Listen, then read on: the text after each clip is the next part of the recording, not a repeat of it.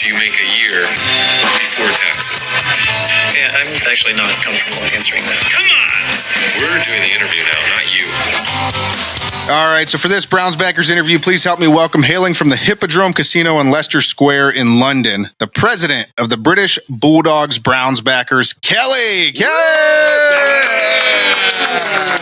Kelly, thank you so much for joining us. How are you today?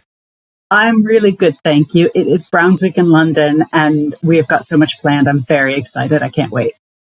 Yeah, I mean, everybody we've talked to that's even loosely involved with this thing is like, it's going to be a packed week over in London. It's going to be an event. Yeah. Yeah, we've got a lot planned. So tell us, I mean, I know that you guys are going to be involved with some of those events. Tell us about your chapter and also kind of the things that you guys have planned for this week. So our chapter started in 2001 by a group of people who are Browns fans who'd gotten interested in the Browns in like the 1980s. They decided to form a Browns Backers chapter. I joined it a few years later when I moved over to the UK.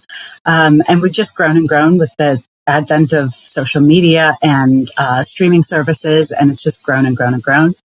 This is the second time the Browns are playing over here in the UK. So we had them over here in 2017. It's been 8 years now. It's been a long time coming. And so we have just put everything on for this. We've got a pub quiz. We've got a whiskey tasting. We've got a charity event. We've got park run. We've got a welcome party. We've got tailgates. I mean, it's gone a little bit mental. I'm questioning my life choices, if I'm completely honest. So you're telling us we should have been there? Yeah, you should be here. There's still time. Yeah, we both have young children. It's just it's hard to get out. We probably could make it happen. Our wives might not let us live to make it over there. So they wouldn't be real happy with us. Well, you have to bring them with you then. It's a family event. True. Next time. I don't know if. Well, next time when the kids are older. When they're older, yeah. And what is that? 8 years apart. So another 8 years. Yeah, we're coming. I promise. We'll be there. But no, listen. I know that the Browns backers all over the world, they're doing charity work, and I'm sure that's no different overseas with you guys. What kind of charity work or what kind of community service are you guys involved with? So every year we do a swear jar. Because our chapter is international, it's really hard to do local events where we actually do something together. So we do a swear jar every year, whether the Browns make us say hell yeah or hell no. We ask people to drop a few pennies into the swear jar. Every week, we raise money for charity, for different charity every year. We pick one charity each year. We've done everything from a cancer research a charity. We've done the Kidney Foundation. We've raised money for Dogs for Autism, who provide dogs for children with autism as support dogs. We've done a charity called Evans Bears, which provides teddy bears to sick children at Ronald McDonald House. And this year we're doing a charity called SAFA, who they look after veterans and their families here in the UK. But this year, because of the event that we're doing here, we're actually able to put together an actual event that we're going to build Christmas boxes for kids who are attached to the SAFA charity. So we're doing that on Saturday this weekend, and it's really exciting. We're building 270 boxes, and there's so much stuff. It's all in my living room right now. It's like insane how many boxes I've got right now, but we're really looking forward to it. Oh, hell yeah. Is that what you said they make you that's probably the least that the Browns make you say, let's be honest. I didn't know how family friendly I needed to be today. You know, so I thought we let it loose here. You're good to go. Yeah. Yeah. Yes. Now it's a party, Kelly. Joined the party. Yeah. So I was going to say, you seem very reserved for being over in London, but you know, nobody wants to swear unless we give them the green light. I've got the business side, and I've got the party side. Yeah. I love it. Well, make sure you put an extra dollar in the swear jar when you get back. That's a pound over here. A pound. Yeah, I forgot. 10 quid. 10 quid. We won't go there. I don't know. So not to put my ignorance on full display here, but I noticed you said Christmas. Is Christmas a thing there, or I always thought it was Boxing Day? We have both. So Christmas is the same as Christmas for the States. It's Christmas Day, the 25th of December. Then Boxing Day is the day after. just like Canada. It's like a second holiday. People kind of over here treat Boxing Day a lot more casually, where it's kind of like the more relaxed day. You do like your big Christmas meal on Christmas Day, and then Boxing Day is like all the leftovers. There's a lot of sport on Boxing Day. It's a big day for sport. And then, people just basically drink for about a week straight. So nice. Interesting. Speaking of drinking for a week straight, why do you say you're going to hospital and not going to the hospital? I don't know, because and I just used another one, which is sport instead of sports. Yeah, I noticed that. That's what made me think of it. I was like, wait, there's a couple of these different. They're pretty close to the same, but not quite the same. So yeah, and then they say like the subject in school is maths, not math. Got to do my maths. Yeah, my maths homework. That was my terrible British accent, by the way. Yeah, that's good. Yours is not quite British. Can you what would you call that? What's going on there? So I've been over here for 22 years, and when you're here that long, you kind of start to assimilate. And it's not so much the individual words; it's more the inflections of how I say things is a bit more British. But then I was in Cleveland at the beginning of August for Browns training camp, and I took with me one of the English guys who is part of our club. He's one of our committee members. And loads of the Americans kept saying, God, you even sound British. And he was like, no, she doesn't. So it's like the Americans think I sound British. The British think I sound American. I'm just like hovering over the Atlantic somewhere with my accent that to me sounds really weird. So I don't know how to change it. It's what it is. That's too funny. We think it's great. Yeah. Kelly, how does one end up there? I mean, did you grow up here in the Cleveland area rooting for the Browns, or what's your very story? British. How does one end up there? I like that. It's the royal one. I'm trying to assimilate. It sounded. I'm reading. Listen, nerd comment here, but I'm reading Lord of the Rings over again right now, and that's a very Tolkien. That's like how he says everything. So no one cares about you, Roddy. I'm talking to Kelly here. I know. I'm sorry. I ruined the interview. Start over. No. So for Kelly? me, I'm quite lucky because my dad was born over here, so I've got dual citizenship. I didn't even find out that I had dual citizenship until I was about 23, I think I was. And so I applied for my passport, just thinking if I ever want it, I'll have it. I had family who lived here who said, if you want to come over here and, live with us while you get on your feet or just do like 6 months here, you can.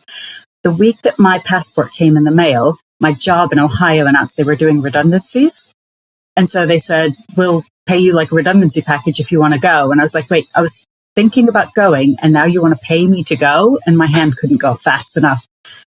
So within 3 months, I think, of getting my passport, I was on an airplane over here with no job, a bit of family. And it's been 22 years now. So wow. Yeah, kind of stuck. Good thing your arms didn't get tired. That reminds me of typically when somebody says to me, so what brought you to England? And if they ask me in that way, what brought you to England? My really quick fire, sassy response is an airplane. Yes. So, otherwise, you'd still be over the mid-Atlantic, right? Yeah. That's where I picked up the accent. Oh, man. Listen, real quick, I do have some questions about Sunday's game. First of all, who's going to win this Sunday? Oh, the Browns are definitely going to win. I know that's like default president answer, but like the Vikings didn't look good last week. The Browns, I think as long as they can catch some passes, I think we've got a good chance of it. I'm eternal optimist, the Browns. Well, God love you, because on the show here, we are not eternal optimists. Seems like every time somebody picks the Browns, they get burned. Kenny just picked the Browns this past week, so ask him how that went. Feels bad. Yeah. But no, we well, yeah. We do. I thought we had momentum, Kelly. I mean, after the first touchdown, yeah, so did I. And then where did that go? All went downhill from there. Yeah. But with the Browns winning, what do you think the actual score is going to be to the game? I don't think it's going to be a high score. I'm going to say 17-13. Oh, man. Another one of these. I probably agree with you, Kelly. It's not. I'm just so sick of seeing the Browns score less than 20 points. We're allergic to points. Yeah, we don't like it. No, but so what? I guess to close before we close this thing out, what's some things that you want the Americans over here to know, kind of about what you guys are doing as Browns backers. I think one thing that like Americans probably don't realize about the British Browns fans is how much they know about the Browns and the history. I think, we get people who join our Facebook group and, they come in as an American saying, oh, I'm a Browns fan over here. And, I thought I'd join your group and tell you about some of our traditions. And people are like, yeah, we know. Like we had a guy who came to watch, he was on business or a vacation in London. So I missed this game. I was on vacation, but somebody told me that this guy, he like stood up after the first touchdown. He's like, guys, we have a tradition in Cleveland. It goes, here we go, Brownies, here we go. And they were all like, yeah, no shit. I think people don't realize like the internet is a thing and we learn stuff really easily. So that's what I want people to know about our club. That's fair. I actually, when I was just reading over some just common misconceptions from Americans, one of the things that kept coming up is that apparently Americans think British people don't know how to use a computer. Like exactly what you're saying. Like they don't know. They have nowhere to get information from. Like you guys just don't know the things we know, and They're the dark ages. so it's funny that was the number one thing because I did read that. I was like, don't we all have the internet? Yeah. And I will. We just got color TV about 3 years ago, but the internet we've had for at least 5 years now.